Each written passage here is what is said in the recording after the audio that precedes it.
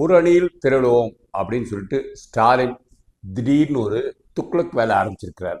இதனால என்னன்னா, அவரோட இருக்கிற கூட்டணி கட்சிகளில் இருக்கிறவங்களே திமுகவில் சேர்ந்துருவாங்க. அதனால திருமாவளவன் பல உறுப்பினர்களை இழக்க வேண்டிய நிலைமை வரும்.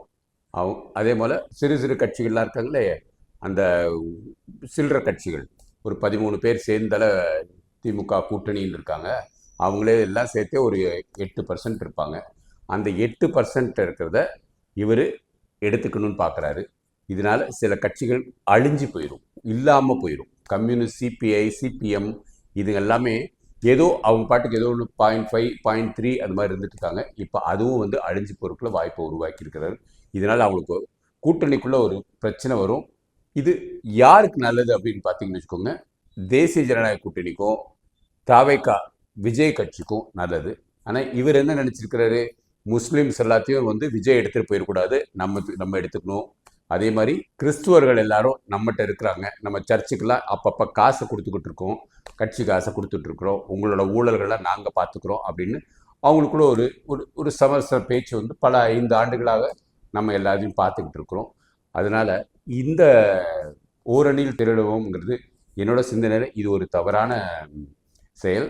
அது தெரியாமல் யாரோ அவர்கிட்ட சொல்லியிருக்கிறாங்க, இல்லை தெரிஞ்சுதான் சாணக்கியத்தனமாக இந்த கட்சிகள்லாம் திருமாவளவனுக்கு அப்புறம் யாரும் இருக்க மாட்டாங்க, ஸோ இப்போ எங்கள் கூட வந்திருக்கடா.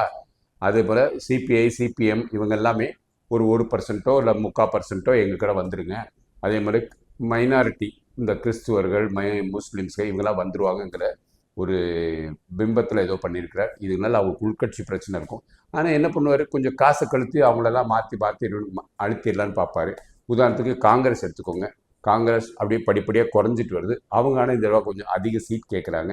இருந்தாலும் காங்கிரஸ் இருக்கவங்க இனிமேல் நமக்கு ராகுல் காந்தினால ஒரு எதிர்காலம் இல்லை அப்படின்னு திமுகலே சேர்ந்து போவோம். ஏன்னா அப்பப்போ வந்து நாய்க்கு எலும்பு துண்டு போகிற மாதிரி எதையாவது போட்டுக்கிட்டு இருப்பாங்க, அதையாவது வந்து வாங்கிப்போம், அப்படியே நம்ம இன்னொரு 5 வருஷம் ஏழ்மையாகவே இருக்கல, எந்த ஒரு பிரச்சனையும் இல்லைன்ட்டு அவங்க அதில் போய் சேர்றதுக்கு வாய்ப்பு இருக்கும். இதனால காங்கிரஸும் பிளவுபடுறதுக்கு வாய்ப்பு இருக்கும். தாவேகா காங்கிரஸ் ஒன்றா சேர்றதுக்காக, கூட்டணி போடுறதுக்காக ஏதோ முடிவு பண்ணிட்டு இருந்தாங்க. அதில் ஏதோ ஒரு பிரச்சனை இருந்திருக்கு. அதனால தான் எனக்கு தெரிஞ்சு பீகார் எலெக்ஷனுக்கு அப்புறம் அவங்களோட பேச்சுவார்த்தைகள் முடங்கி இருக்கு. இருந்தாலும் தாவேகா முயற்சி எடுத்ததில் கைவிட்டுட்டு இப்போ சைலண்டாக கொஞ்சம் இருக்கிறாங்க. சேலத்திலிருந்து நம்மளோட பிரச்சாரத்தை தொடங்கும்னு சொல்லிட்டு விஜய் அறிவிச்சிருக்கிறாரு. ஆனால் அவங்களோட கட்டமைப்புனால அவங்க எப்படி தான் செயல்பட முடியும்னு எனக்கு தெரியல.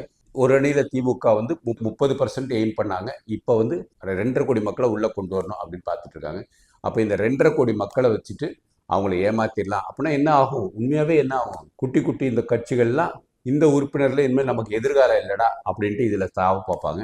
அப்போ கொஞ்ச நாளில் வந்து ஒரு 2 மாதம் 3 மாதத்தில் பிச்சுக்கிட்டு போகிற வாய்ப்புகள் இருக்கும். ஒரு 4 திருமாவளவன் கட்சியோட மாவட்ட தலைவர்கள் இதிலிருந்து பிரிஞ்சு திமுக கட்சியில் போய் ஏதோ ஒரு பதவியில் சேர்ந்துட்டாங்க, இல்லை சிபிஐ, சிபிஎம், காங்கிரஸ் இதில் இருக்கவங்க பிரிஞ்சு இதில் போய் சேர்ந்துட்டாங்க.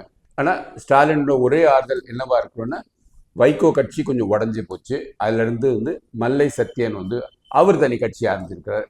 இப்போ இது எல்லாமே சேர்ந்து அதில் இருக்கிறது வைகோ கட்சியில் இருக்கவங்க இதில் சேர்கிற வாய்ப்புகள் இருக்கும். இந்த மாதிரி பிசிறுகள் அப்படிங்கிறத வந்து இருக்கிறனால சின்ன கட்சிகள் அவங்க மனம் உடைந்து அழிஞ்சு போகிறதுக்குள்ள வாய்ப்பை உருவாக்கி இருக்கிறார். திமுக கூட்டணிக்கு ஒரு பிரச்சனையை உண்டு பண்ணிட்டார். அதனால திருமாவளவனே திமுக கூட்டணிந்து விலகிற வாய்ப்பு இருக்கலாம்.